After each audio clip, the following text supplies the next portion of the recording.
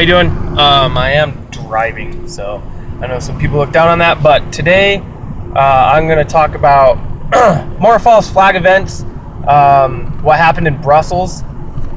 That was definitely another false flag.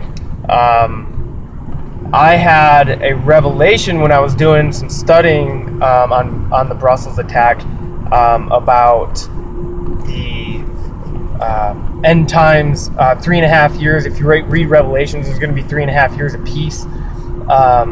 Now, the only reason there's going to be peace is because they're planning Ordo ab Chaos, which is their motto, the elite's motto, which is order out of chaos. So all this chaos that's going on around us on a weekly basis causes anxieties and stress and fears on the main public. I am not scared. I don't have fear. I'm just trying to put out the truth, trying to open people's eyes, tell them what I see. So I was doing a little research, and I know one of the reasons. I'm going to list off a couple. Going to be a pretty quick video. For these types of events, mass casualties, bunch of people that get injured, a couple different locations. It's for the people to accept a high-level global and international security system, which would help in a one-world government to have absolute surveillance on everybody. Now, when you're driving in Colorado and you go up the hills and you're in a canyon and it's sparsely inhabited by humanity, you get a bunch of cameras up there for some reason that I do not know would be up there for any other purposes except for to track people trying to escape, or just trying to survey and keep bids on you. I know when shit hits the fan, people are going to try to get out of town, get out of Dodge. And in Colorado, very few places in the mountains you would not be able to hide because of the surveillance they have there now.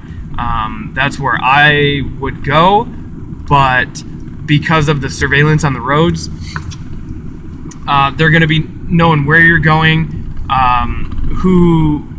at least who the owner of the car is. They can look up who your friends are, mostly because of Facebook, other accounts like that.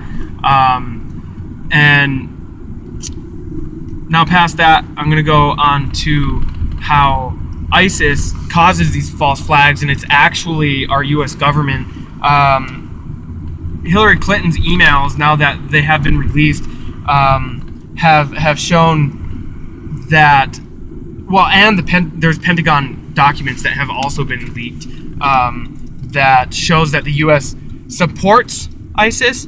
Almost everybody that has eyes knows that they are funded by America and actually 40 other nations. So it's a pretty big thing. You ever wonder why we've accidentally dropped weapons on ISIS that was supposed to be for the U.S. government? That's why we can't stop them.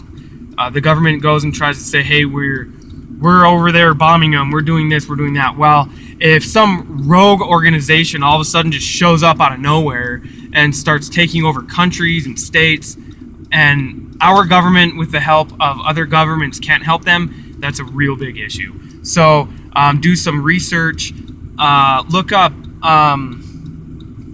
false flag events, false flag Brussels, Sandy Hook.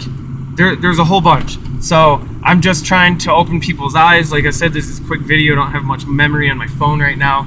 But open your eyes, seek God, give him thanks, and just know that we are in the end times. So don't wait until the very last minute to think that you can start a revolution, because it'll be too late by then. Which is where my revelation came from, was just thinking all of a sudden, boom, it came over me. oh wow, that's how the Antichrist is going to have 3.5 years of peace, because, well, the elite are the ones actually creating the chaos. They're creating wars. They're creating the terrorism. And once they're in power, there won't be any terrorism, because there'll be no one to scare, because they'll have absolute control, absolute surveillance, and the mark is coming.